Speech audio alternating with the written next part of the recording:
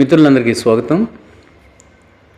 Living in balance అంటే మనిషి తన జీవితంలో అన్ని అడుగుల్లో అన్నమాట, in all walks of life, ప్రతి స్టేజ్లో కూడా ఏ విధంగా బ్యాలెన్స్ని మెయింటైన్ చేస్తూ, ఒక సమన్వయాన్ని మెయింటైన్ చేస్తూ జీవితాన్ని కొనసాగించాలి అనేటువంటి విషయాన్ని మీద ఒక స్మాల్ బ్రీఫ్, ఒక 10 minutesలో. మనిషి at all stages balance miss అవుతూనే ఉంటాడు. 1000 మందికి, ఒక 100 కాదు, 1000 మందికి ఒక 2, 3, 4, 5 మంది తప్పితే ఆల్మోస్ట్ ఆల్ పీపుల్, చాలా గ్రేట్ పర్సన్స్ కూడా, గొప్ప గొప్ప వ్యక్తులు కూడా మిస్ అవుతూ ఉన్నారు. ఈ విధంగా నేను చెప్తాను. ఈ బ్యాలెన్స్ ఏ విషయంలో అంటారా, మనం తినేటువంటి ఆహారము నిద్రించేటువంటి విషయం, ఆహార నిద్రలు మొదలుకొని జీవితంలో అనేక విషయాల్లో, ఆస్పెక్ట్స్లో at every stage balance miss అవుతున్నాం. అయితే నేను ఇక్కడ జీవితంలో ఉన్నటువంటి కొన్ని ఇంపార్టెంట్ దశలు ఉంటాయి కదా, స్టూడెంట్ క్యారియర్, ఎడ్యుకేషనల్ క్యారియర్, ఆ తర్వాత work life, personal life and reputation and some devotion, ఇలాంటి ఒక 3, 4, 5 విషయాల్లో మాత్రం దానికి పరిమితమై ఎలా మిస్ అవుతున్నామో చెప్తాను. First student career, educational career, educational life గురించి తీసుకుందాం. విద్యార్థి ఈ రోజుల్లో చదువు అని అనగానే వాళ్ళకి స్ఫురించేది ఏంటంటే learning by heart, learning, wrote learning, బాగా చదివి కంటెస్ట్ను పెట్టి వాటిని ఎగ్జామినేషన్లో రాసేసి మార్క్స్, ర్యాంక్స్, వీటి మీద ఇచ్చేటువంటి ఆ సర్టిఫికేట్ మీద, ఆ మెరిట్ మీద బేస్ చేసుకుంటున్నాం. దాన్ని బేస్ చేసుకుని జాబ్స్ కూడా చాలా వరకు వస్తుంటాయి, కొన్ని విషయాల్లో తప్ప, గ్రూప్ 1, గ్రూప్ 2లో తప్ప, ఇలాంటి కాంపిటేటివ్ ఎగ్జామినేషన్లో తప్ప. మిగతా చోట ఇండస్ట్రీస్, కంపెనీ వాళ్ళు మార్క్స్ని బట్టి, మన ర్యాంక్స్ని బట్టి చేస్తుంటారు, అది వేరే విషయం.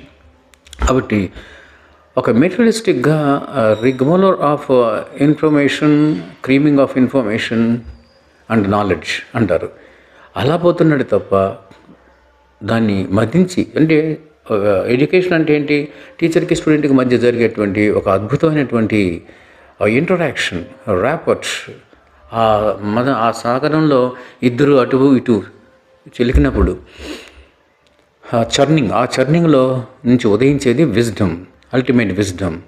ఆ విజ్డమ్ని లోక కళ్యాణానికి, తన యొక్క లైఫ్ బెటర్మెంట్కి ఉపయోగించుకుంటాం. సో విజ్డమ్ అనేది పక్కన పెట్టేశారు. ఇప్పుడు జీవితానికి ప్రతి స్టేజ్లో కూడా మనిషి అలర్ట్గా ఉండడానికి, సంతోషమైన, ప్రశాంతమైన, సక్సెస్ఫుల్ లైఫ్ గడపడానికి విజ్డమ్ అవసరం. బట్ ఆ విజ్డాన్ని పక్కన పెట్టేసి మెటీరియలిస్టిక్ యాటిట్యూడ్తో ర్యాంకులని, మార్కులని, మెరిట్ సర్టిఫికేట్స్ అని ఈ విధంగా వెళ్ళిపోతున్నాం. అందువల్ల మనుషులు మనుషులు అయిపోతున్నారు. వాళ్ళు ఎంత గొప్ప చదువులు చదివినా, ఎలాంటి సైంటిస్టులు అయినా, గొప్ప అడ్వకేట్స్ అయినా, గొప్ప ఇంజనీర్స్ అయినా మనుషులుగా, యంత్రాలలాగా తయారైపోతున్నారు. వాల్యూస్ లేని మనుషుల్లాగా. టిఎస్ ఎలియట్ చెప్పినట్టుగా, waste land where we don't have human values, moral values లేని మనుషులుగా తయారవుతున్నాం. అందుకే ఐన్స్టీన్ ఆ రోజుల్లోనే ఏం చెప్పాడంటే, టీచర్స్ అండ్ పేరెంట్స్ మన పిల్లలకు మనం చేస్తున్న పని ఏంటంటే ఒక విధంగా ద్రోహం. ఆ ద్రోహం ఏంటంటే వాళ్ళకి జీవితంలో ఉన్నటువంటి ఆ బ్యూటీస్ ఆఫ్ లైఫ్ని వాళ్ళకి దూరం చేస్తున్నాం, మరుగు చేస్తున్నాం. ఏ విధంగానంటే ఎంతసేపు ఎడ్యుకేషన్ మీద, ఆ ర్యాంక్స్ మీద, అలా పర్సంటేజ్ మీద మనం ఒత్తిడి చేస్తున్నాం తప్ప రియల్ విజ్డమ్ని, జీవితానికి కావాల్సినటువంటి మెలకువల్ని, లైఫ్ స్కిల్స్ని సాధిస్తున్నారా అనేటువంటిది లేదు. అకాడమిక్ ఎక్సలెన్స్ ముఖ్యమే, ఉండాలి. అకాడమిక్ ఎక్సలెన్స్తో పాటు ప్యారలల్గా మనం చూసుకోవాల్సింది ఏంటంటే లైఫ్ స్కిల్, వాల్యూస్.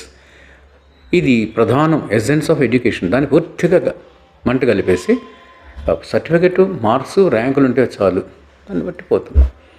సో రేపు వాళ్ళు ఎలాగా అవుతారంటే జీవితంలో ఎలాంటి కష్టం, బాధ, చిన్న చిన్న బాధలకి, కష్టాలకి కూడా తట్టుకోలేని విధంగా తయారవుతారు. అప్సెట్ అయిపోవడము, జీవితం ఏదో విధంగా చిన్నాభిన్నం చేసుకోవడం. సో అంటే ఏంటడా, ఎడ్యుకేషన్ నుంచి కూడా మనం, అంటే బిగినింగ్, అంటే ప్రతి ఒక్కరు చదువుకునే వాళ్ళే కదా, బిగినింగ్ నుంచి కూడా మనం ఎడ్యుకేషనల్ లైఫ్, ఆ ఎడ్యుకేషనల్ క్యారియర్ నుంచి కూడా బ్యాలెన్స్ మిస్ అవుతూనే అక్కడి నుంచి స్టార్ట్ చేసేస్తున్నాం బ్యాలెన్స్ని మిస్ అవ్వడం. So we are not striking the balance, we are missing the balance right from our childhood or student career. సరే, ఇంకా ఎంప్లాయ్మెంట్ లేదు, వర్క్ లైఫ్, బిజినెస్, ప్రొఫెషను ఏదో ఒకటి అనుకున్నాం. ఇంకా వర్క్ లైఫ్కి వచ్చేసరికి ఇక్కడ కూడా మనం ఎంతసేపు తపన సంపాదించాలి, మంచి పేరు తెచ్చుకోవాలి. చూసావా, రెప్యుటేషను, అర్నింగ్, ఈ రెండింటి మీదే మన కాన్సన్ట్రేషన్. ఎంత డబ్బు వచ్చినా మనకు సాటిస్ఫాక్షన్ ఉండటం లేదు. లక్షలు, వేలు సంపాదించేవాడికి లక్షలు సంపాదించేవాడు కోట్లు కావాలనుకుంటున్నాడు. కోట్లు సంపాదించేవాడికి కూడా కోరికే మల్టీ మిలియనర్ అయిపోవాలి, ఈ సమాజాన్ని శాసించాలి, ప్రతి ఒక్కరు నా దగ్గరికి రావాలి, రాజకీయ నాయకులందరూ నా దగ్గరికి వచ్చిపోతే ఏమైపోతుంది? నీకు మనశ్శాంతి, ఆరోగ్యం ఉండాలి. Mental health, physical health, spiritual health బాగా ఉంటే చాలు. కానీ మనకున్న కొద్ది సంపద అయినా కూడా చాలు, హ్యాపీగా బ్రతకచ్చు. అంతే తప్ప కోట్ల రూపాయలే మనకు ఆనందాన్ని, సంతోషాన్ని ఇవ్వవు. ఒక ఎకనామిస్ట్ చెప్తాడు ఏంటంటే అర్నింగ్ గురించి, వితౌట్ మనీ వీఆర్ నథింగ్. డబ్బు లేకపోతే మన జీవితం ఏముంది, మన జీవితానికి అర్థమే లేదు. Without money we are nothing, but money is not everything. కానీ డబ్బే సర్వస్వం కాదు, అదే ప్రధానం కాదు, అదే సర్వం కాదు. డబ్బే అందరికీ. ఇప్పుడు ఎంతోమంది కోటేశ్వర్లు ఉన్నారు, పెద్ద పెద్ద నాయకులు ఉన్నారు, పొలిటికల్ హెడ్స్లో ఉన్నారు, బిజినెస్ ఫీల్డ్లో ఉన్నారు. వీళ్ళందరూ మనశ్శాంతిని అందరూ పొందుతున్నారా? లేదే. వాళ్ళ కోట్లు ఆస్తి ఉంది. మరి ఇంకా చెప్పాలంటే మనసుకు అశాంతి, ఆశ ఎక్కువైపోయే కొద్దికి, దురాశ పెరిగే కొద్దికి అశాంతి, మనశ్శాంతి కాదు అశాంతి ఎక్కువగా ఉంటుంది. సో ఆ బ్యాలెన్స్ని పూర్తిగా మిస్ చేసేసి, ఆ రెప్యుటేషన్, మంచి పేరు ఉండాలా, దేశము, రాష్ట్రంలో, ప్రపంచంలో అదిరిపోయేంత మంచి పేరు కావాలి, అంత రెప్యుటేషన్ కావాలని తప్పించడం అనేది బుద్ధి లేనితనమే. ఒక విధంగా చెప్పాలంటే బ్యాలెన్స్ మిస్ చేయడమే. బ్యాలెన్స్ని స్ట్రైక్ చేయాలి, మనం మిస్ చేస్తున్నాం. సో వర్క్ లైఫ్లో కూడా మనకు ఆదాయము, పేరు ప్రఖ్యాతులు, డబ్బు అనేది అన్నీ మనకు అవసరానికి మించి, అవసరానికి మనం సంపాదించాలి. చెప్పాను కదా, without money we are nothing, but money is not everything. Reputation కూడా అంతే, గుడ్ నేమ్. మనిషి బ్రతికినంతకాలం మంచి పేరుతో మంచి వ్యక్తి అని అనిపించుకోవాలా. పేరు ప్రఖ్యాతులు అవసరం లేదు. పేరు ప్రఖ్యాతులు పొందినటువంటి గొప్ప గొప్ప వాళ్ళు, రాజులంతా ఏమైపోయినారు, వాళ్ళ గురించి మనం అసలు స్మరించడం కూడా లేదు. హాలిడే ఇచ్చేసి వదిలేస్తాం, గాంధీ జయంతి హాలిడే ఇచ్చి వదిలేస్తాం, గాంధీ గురించి ఆలోచించాం మనం. అలాంటి పరిస్థితికి వచ్చున్నాం. కాబట్టి వర్క్ లైఫ్లో కూడా మనిషి బ్యాలెన్స్ని మిస్ చేస్తూ ఉంటాడు. అలా మిస్ చేయకూడదు. We have to maintain the balance. Next ఆస్పెక్ట్కి వద్దాం, పర్సనల్ లైఫ్. ఇంకంతే కదా, ఏముంటాయి, స్టూడెంట్ కెరీర్ ఉంటుంది, వర్క్ లైఫ్ ఉంటుంది, ఇంకా పర్సనల్ లైఫ్. పర్సనల్ లైఫ్లో కూడా మనిషి పర్సనల్ లైఫ్లో ఉండేటువంటి ఒక 2-3 ఉంటాయి. ఏంటి పర్సనల్ లైఫ్లో ఉండేది? Domestic life. ఫస్ట్ ఇంటి కలిసి రతకల వల్ల మన పేరెంట్స్, మన బ్రదర్స్, సిస్టర్స్, మన children. You must establish a very good harmony, inner harmony with them. వాళ్ళతో మంచి అద్భుతమైనటువంటి పొందిక, హ్యాపీనెస్, పీస్ అండ్ బ్లిస్ అనేది వాళ్ళతో ఉండాలి. మంచి స్వీట్ రిలేషన్షిప్, అఫినిటీ, అనుబంధం ఏర్పడిపోవాలి. ఎడతగిన అద్భుతమైన తెగని అనుబంధం అనేది ఏర్పడిపోవాలి వాళ్ళతో. అక్కడ అది వదిలేసి మనం బయట వాళ్ళతో విపరీతమైన స్నేహం ఎందుకు? ఒక మంచి ఫ్రెండ్ ఉంటే చాలు. నెక్స్ట్ సెకండ్ పర్సనల్ లైఫ్లో ఇంకొక విషయం ఏంటంటే ఫ్రెండ్షిప్లో కూడా అంతే. నాకు చాలామంది ఉన్నారు, మెడ్రాస్లో ఉన్నారు, బాంబేలో ఉన్నారు, హైదరాబాద్లో ఉన్నారు. ఎందుకు? ఏం లాభం ఉంటే? బెస్ట్ ఫ్రెండ్ ఒకరు, ఇద్దరున్నా చాలు. నీకోసం, నీ కష్టంలో, నీ బాధలో, అన్ని వరీస్లో షేర్ చేసుకొని నేను కంపోజ్ చేసేటువంటి స్నేహితుడు, నీ కష్టం కూడా అతను కష్టంగా భావించేటువంటి స్నేహితుడు ఒకడుంటే చాలు. 100 మంది అదే అన్నారు కదా సామెత, గంగ గోపాలు గరుడైన చాలు, కర్మపాలు గాడిద పాలు ఒక పెద్ద గిన్నెకి భాండాగారు అనుకుంటే మాత్రం ఉపయోగం ఏముంది? అలాగా స్నేహం విషయంలో కూడా మనం విపరీతమైన స్నేహం చేస్తుంటాం ఎక్కువ మందితో. ఎందుకు? అనవసరం. అందులో ఇప్పుడు ఫోన్ వచ్చాక ఆ రిలేషన్స్, ఆ సోషల్ నెట్వర్క్ ఎక్కువైపోయింది. మంది ఎక్కువయ్యే కొద్దిగా మజ్జిగ పలచనైపోయింది. అందరితో మెసేజ్లను, వాట్సాప్లే.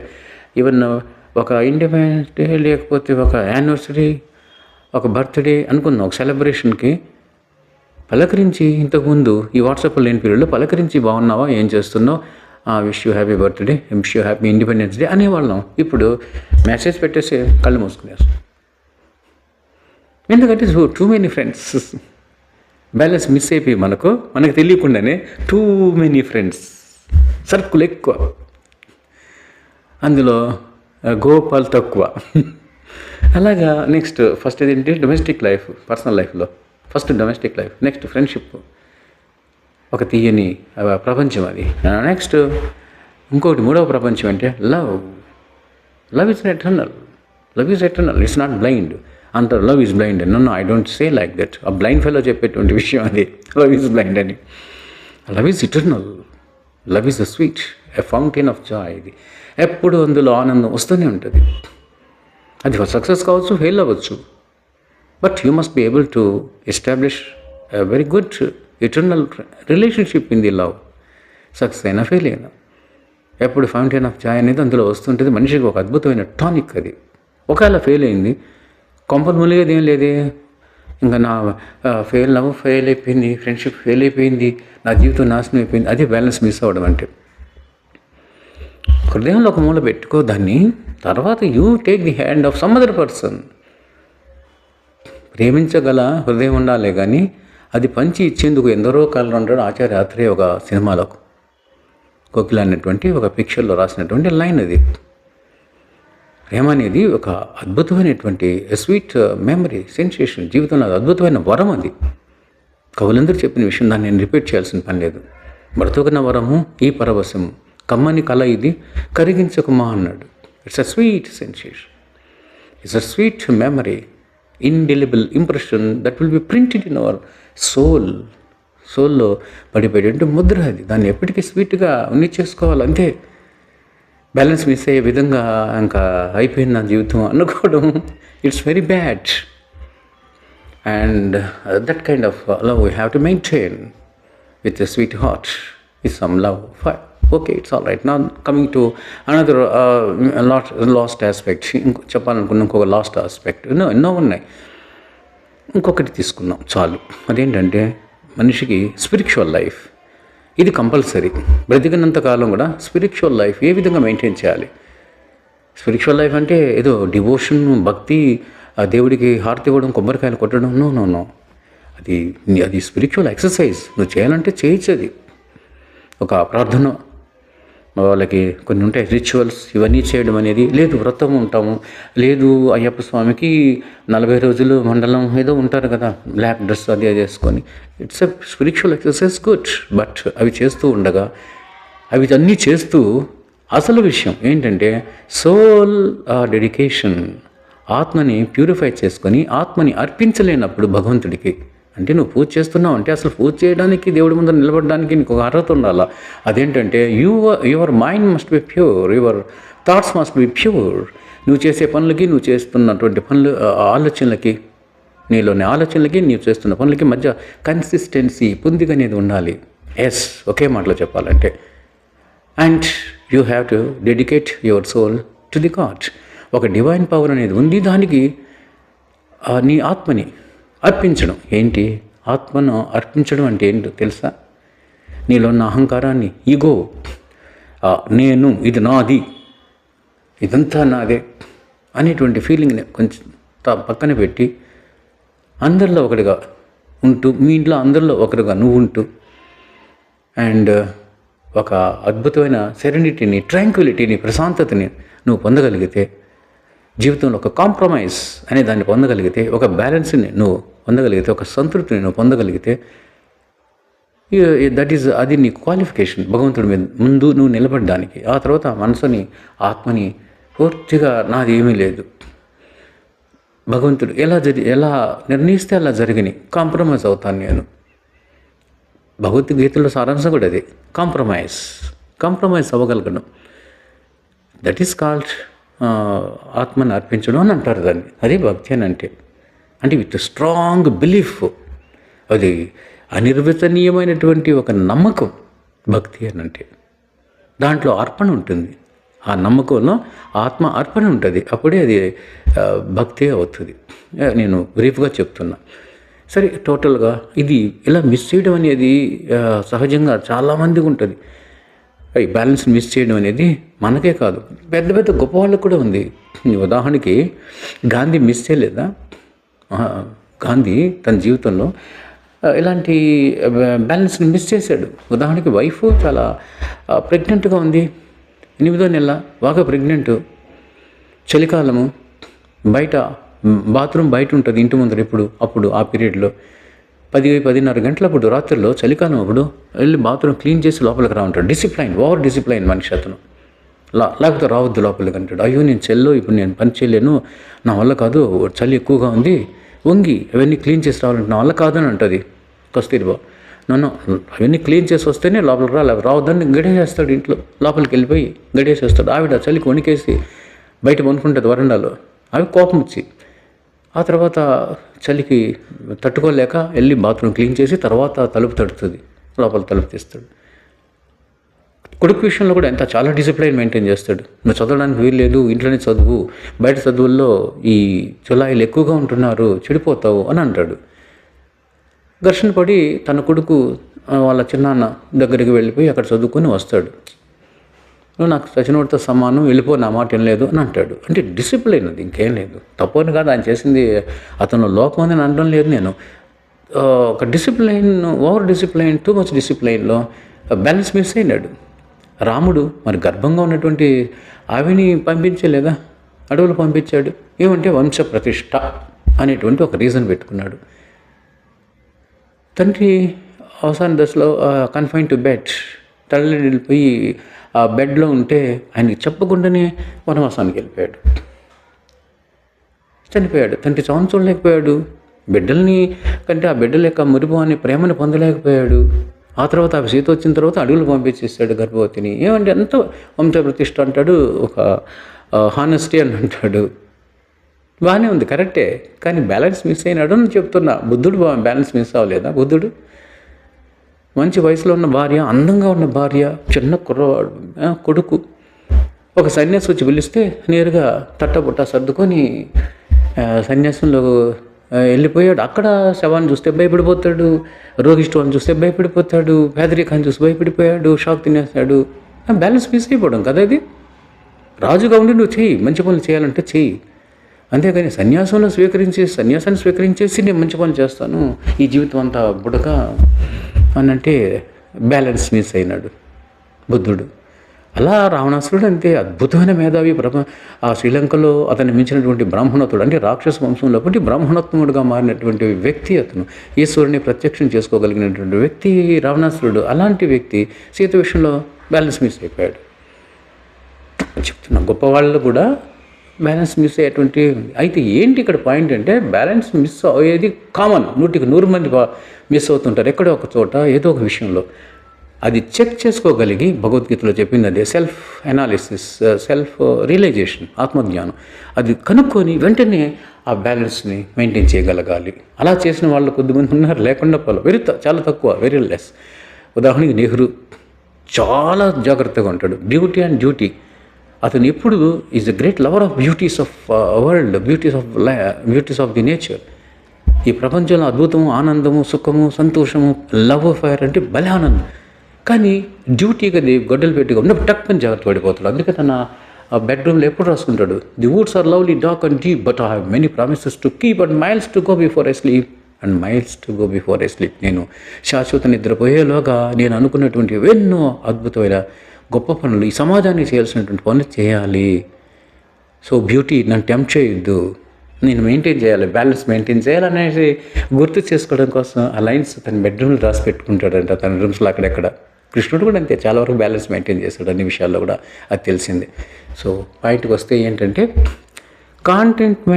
కంటెంట్మెంట్ అంటే ఒక సంతృప్తి అనేది జీవితంలో ఉండాలి. బ్యాలెన్స్ మెయింటైన్ చేసేస్తే, కంటెంట్మెంట్ వచ్చినప్పుడు బ్యాలెన్స్ మెయింటైన్ చేస్తాం, బ్యాలెన్స్ ఉన్నప్పుడు కంటెంట్మెంట్ ఉంటుంది, తృప్తి అనేది ఉంటుంది. ఆ తృప్తి ప్లస్ బ్యాలెన్స్, ఈ రెండు మెయింటైన్ చేయగలిగిన వాడు perfect man, very good gentle man, is a very sincere man, honest man and great man. అన్నిటికంటే మించి the richest person in the world. అతనికి మించినటువంటి అద్భుతమైన రిచ్ మ్యాన్, ధనికుడు ఎవరూ లేరు. ఇది the long and short of the matter is that we have to strike the balance at every stage. చాలా చోట్ల మనం మిస్ అయిపోయేటువంటి అవకాశం మనకు ఉంటుంది ప్రతి స్టేజ్లో. బట్ మన యొక్క విజ్డమ్తో మెయింటైన్ చేయగలగాలి బ్యాలెన్స్ని. Thank you very much.